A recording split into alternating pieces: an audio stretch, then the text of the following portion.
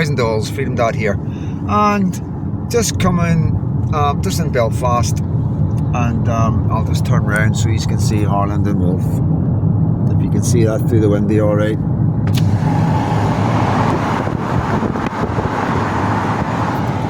So, just had a great meeting there with Lindsay, an amazing activist from Belfast.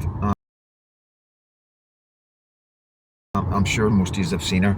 I have put her on my channel, so all my subs have seen her. But anybody jumping on, she will have a YouTube channel soon. She is working on it, and we'll get her up and going. We'll get her subbed, and we'll speak to other YouTubers and see if we can get her out there.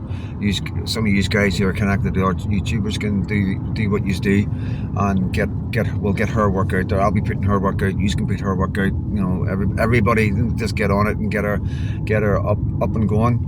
And you know, yeah, I know not many are from Northern Ireland there, but there is enough of there.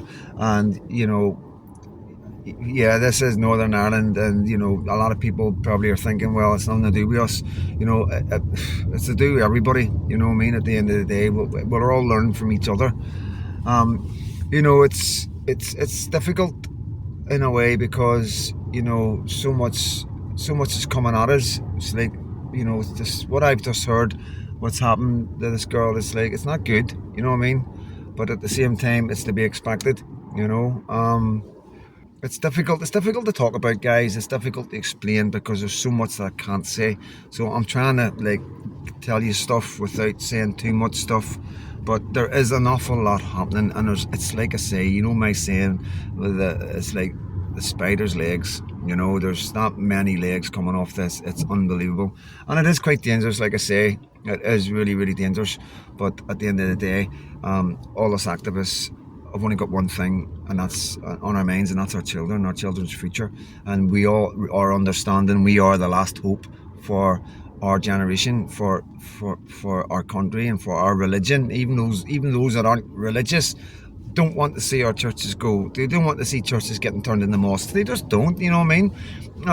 You know, it's a big culture change, you know, and everything that's coming along with it. The halal food, the slaughtering the animals, you know, without the stun gun, the Sharia courts, the losing Easter, you know what I mean? It's like nobody wants none of that, you know what I mean? We just want to try and sort out our own problems that we have, you know, between our own religions, Protestants and Catholics. You know, we're not ready for anything like this. And even if we did want this one day, I don't even think we've got enough space for all this, you know.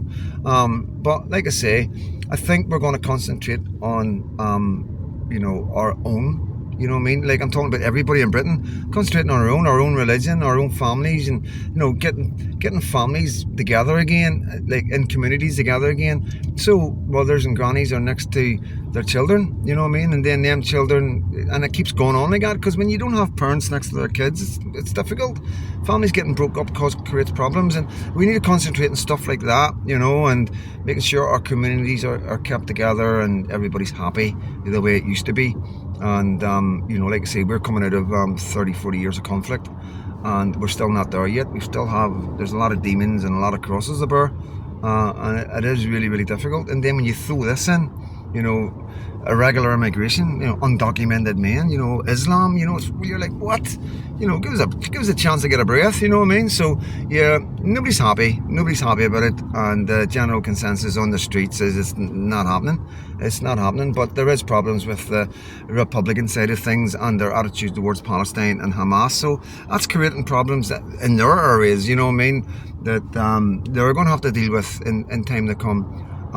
But you know, that could cause us problems as well. So there's so much going on right now, and like I say, there's arms and legs coming off all over the place here, and yeah, it'll take more than a couple of days to get your head wrapped around all this, believe you me. But hopefully within the next couple of weeks, we should be further on with knowing, understanding what we're doing. And you know, like I say, there's a lot of work to be done. So there is 110%, and obviously we're thinking about Tommy as well today, you know, and it's really difficult, and it's really sad as well. I think a lot of people weren't surprised. There was a lot of people who had a bit of hope. I did have a wee bit of hope, you know what I mean, but Like as we all know, it's you know, he's going to remain in solitary confinement, and well, it's more or less segregated. But what concerns me on the Tommy Robinson thing is these prisoners that they brought from Franklin. These are extremists. These are the worst we've got, and they've moved them into Tommy's prison.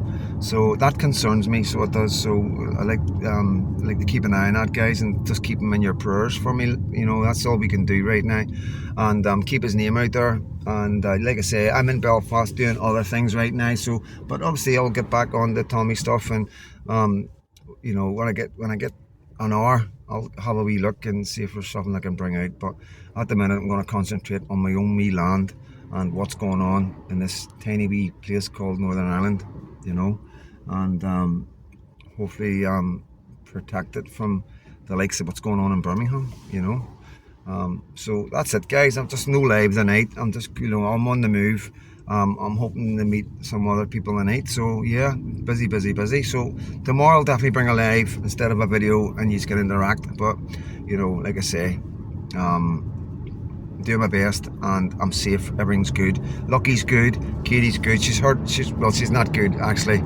She's came off the horse, so she's hurt her leg, but she's with her mum and that, and yeah, you know, she's tough. Horsey people are tough, guys. You know what I mean? So yeah. But everybody's healthy, that's all that matters, and I'm in good hands. So listen, guys, I will catch you tomorrow, and God bless every single one of you.